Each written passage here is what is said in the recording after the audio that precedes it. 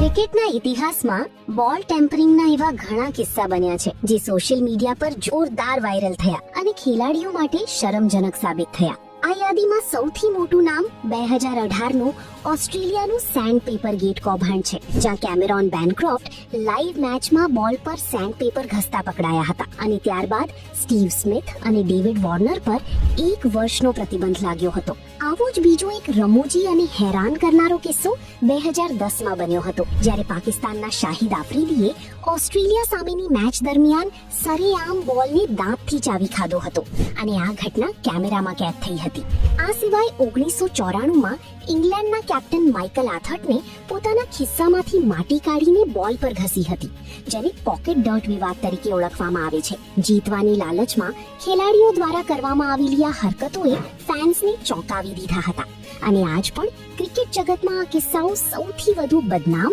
અને વાયરલ